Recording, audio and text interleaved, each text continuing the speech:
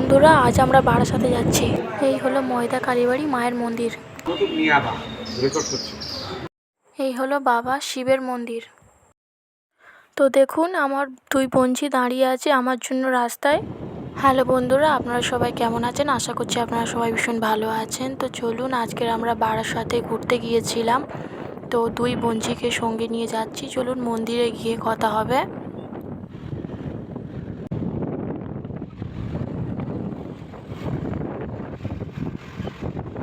তো ঘুরতে ঘুরতে আমরা ময়দা কালীবাড়ি মন্দিরে পৌঁছে গিয়েছি।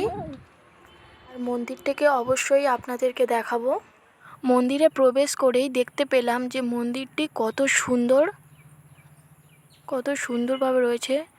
এবং দেখুন বন্ধুরা, এখানে বাবা শিব বিরাজ করছেন। বাবা শিবের মন্দিরটি কত সুন্দর দেখুন।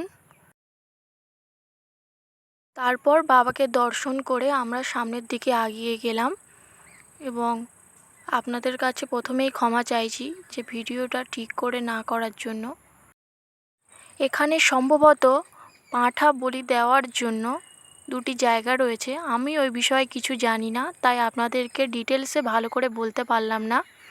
তারপর দেওয়ালের পাথরেতে কিছু লেখা রয়েছে, যারা আপনারা যাবেন অবশ্যই পড়লে আপনাদের ভীষণই ভালো লাগবে এবং অনেক কিছু জানতে পারবেন। তারপর আমরা একটি ঘাট দেখতে পেলাম এবং সেখানে চলে গেলাম। দেখলাম ছোট ছোট বাচ্চারা এখানে খেলছে এবং তার সঙ্গে সঙ্গে এখানে রয়েছে মা সতী, বেহুলা এবং লক্ষিন্দরের কিছু ছবি। তারপর এই দিকে রয়েছে মা গঙ্গা বিরাজ করছেন। আমরা সবাই দর্শন করে এগিয়ে গেলাম সামনের দিকে। বন্ধুরা দেখুন, এখানে বাবা শিব এবং মা পার্বতী বিরাজ করছেন। তারপর আমরা এগিয়ে গেলাম সামনে।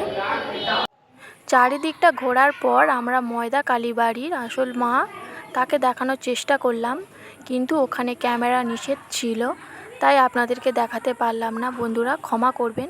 দেখুন, এখানে কিছু মানুষ বসে রয়েছে, হয়তো এনারা এখানকার বাসিন্দা।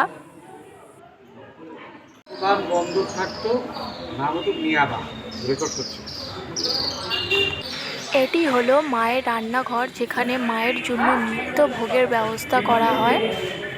মায়ের দর্শন করার পর আমরা বেরিয়ে পড়লাম বাড়ির উদ্দেশ্যে। এটি হলো আমার বোনঝি।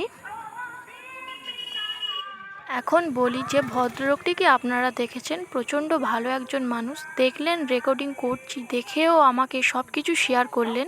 বন্ধুরা স্টেশনে চলে এসেছি, তো বাড়ির উদ্দেশ্যে যাচ্ছি। কেমন লাগলো কমেন্টে জানাবেন। সুস্থ থাকবেন, ভালো থাকবেন এবং আমার ভিডিও অবশ্যই দেখতে থাকবেন।